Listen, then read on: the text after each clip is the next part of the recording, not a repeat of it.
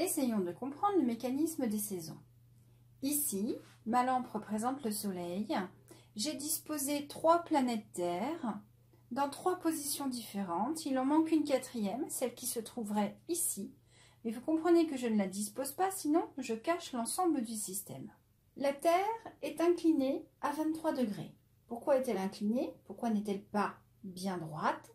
Tout simplement parce qu'un jour elle a été percutée par un astéroïde qui fait que son axe d'inclinaison a changé. Il est de 23 degrés par rapport au plan de l'orbite. L'orbite, c'est la trajectoire de la Terre autour du Soleil.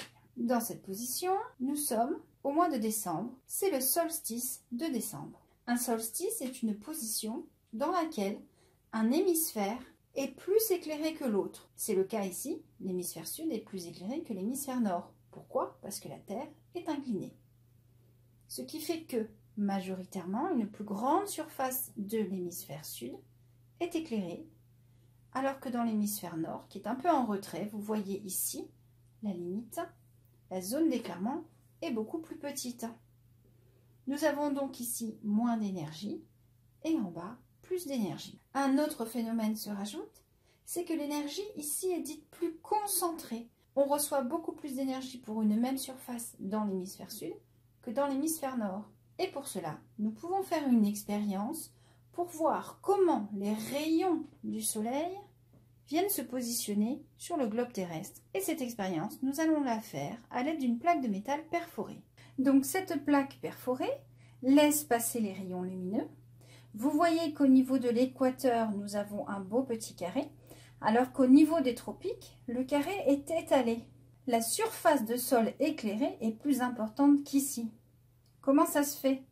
Tout simplement parce que la surface ici qui réceptionne la lumière se trouve située perpendiculairement au faisceau lumineux. Le sol est perpendiculaire au faisceau, ce qui fait qu'on a une section du faisceau qui est bien droite. Alors qu'ici, le sol est penché, il n'est pas vertical, il est penché, ce qui fait que quand mon faisceau arrive, il n'est pas perpendiculaire par rapport au sol. Et donc mon faisceau va glisser et s'étaler. C'est un peu comme quand on coupe du pain. Soit on coupe le pain bien droit, on a une petite section, soit on va couper le pain en biais et on va avoir une plus grande section. Le morceau de pain ici est plus long que ce morceau de pain là. Vous voyez ici. Donc à l'équateur, mon faisceau est coupé perpendiculairement comme mon pain bien droit. Alors qu'au niveau du tropique, mon faisceau est coupé en biais, comme mon pain est tranché en biais. On va donc avoir une plus grande section ici. Ainsi, nous avons, pour une même quantité de lumière, une petite surface éclairée au niveau de l'équateur et une grande surface éclairée au niveau du tropique. 10 bonbons dans une petite poche, 10 bonbons dans une grande poche. Où est-ce que vous avez plus de chance d'attraper des bonbons? Dans la petite poche, ils sont tous les uns à côté des autres. Alors que dans la grande poche, les bonbons sont espacés. Vous avez donc moins de chances d'attraper un bonbon. Et bien là, c'est pareil. Plein de rayons lumineux sur une petite surface. La même quantité de rayons lumineux sur une plus grande surface. Vous avez moins de chances d'attraper de la lumière ici que là. Vous aurez donc moins chaud ici que là.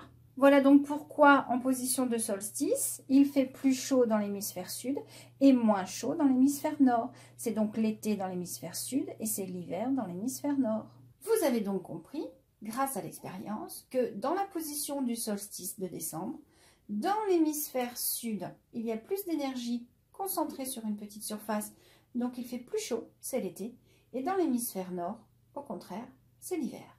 Dans cette position, la Terre est dite en équinoxe. L'équinoxe, c'est une position de la Terre où l'hémisphère nord et l'hémisphère sud reçoivent de l'énergie de la même manière.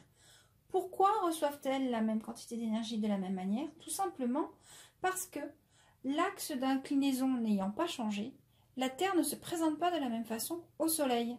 En effet, la Terre est inclinée et se déplace toujours de la même façon, inclinée dans le même sens. Elle effectue sa révolution en gardant toujours le même sens d'inclinaison. Son axe d'inclinaison ne varie pas, elle ne tourne pas autour du Soleil comme ça. elle reste toujours dans le même sens. Ainsi, si je déplace la Terre sur son orbite, voici comment la Terre se déplace. Elle arrive ici en équinoxe et vous voyez que la Terre n'est pas penchée vers le Soleil. Il n'y a pas un côté qui est plus proche du Soleil que l'autre. Nous avons donc les deux hémisphères qui sont éclairés de la même façon, qui reçoivent donc la même quantité d'énergie. Et comme dans cette position, c'était l'hiver au nord, l'été au sud, après l'hiver vient le printemps. C'est donc printemps au nord et saison opposée au sud. Je vous rappelle qu'au sud, c'était l'été. Après l'été, c'est donc l'automne. La Terre va continuer de se déplacer, continuer sa révolution et arriver cette fois au solstice du mois de juin. Et vous voyez que cette fois, c'est l'hémisphère nord qui est présenté au soleil et l'hémisphère sud est en retrait. Si on repositionne la plaque perforée, on va pouvoir observer la répartition de l'énergie sur les deux hémisphères. Cette fois, vous voyez que comme la Terre présente son hémisphère nord au soleil, nous avons au niveau de l'Europe un carré. Nous avons donc une section bien droite du faisceau. Toute l'énergie est concentrée sur une petite surface. Il fait chaud. C'est l'été dans l'hémisphère nord. Vous avez donc compris qu'ici, au mois de juin, les rayons arrivent perpendiculairement au niveau de l'hémisphère nord. Ils sont bien concentrés sur une petite surface. Il fait très chaud. C'est l'été. Alors que dans l'hémisphère sud, saison opposée, c'est l'hiver. La Terre va continuer de se déplacer, venir se positionner ici. Et dans ce cas, nous allons nous retrouver dans la même position que l'équinoxe de Mars. À la différence près, c'est qu'ici, nous avons un point de vue différent. Nous sommes positionnés du côté de la Terre qui est dans l'ombre, c'est-à-dire du côté nuit. Si nous mettions la caméra ici, entre la lumière et la Terre, je pourrais voir que les deux côtés de la Terre sont parfaitement éclairés de la même façon. J'ai donc hémisphère nord, automne, hémisphère sud, printemps. On récapitule. La Terre est inclinée à 23 degrés. En position du solstice du 21 décembre, nous avons l'hémisphère sud qui est présenté au soleil, l'hémisphère nord est en retrait. Les rayons arrivent perpendiculairement au niveau de l'équateur alors qu'ils vont s'étaler au niveau de l'hémisphère nord. Été, hémisphère sud, hiver, hémisphère nord. La Terre se déplace en gardant son même axe d'inclinaison.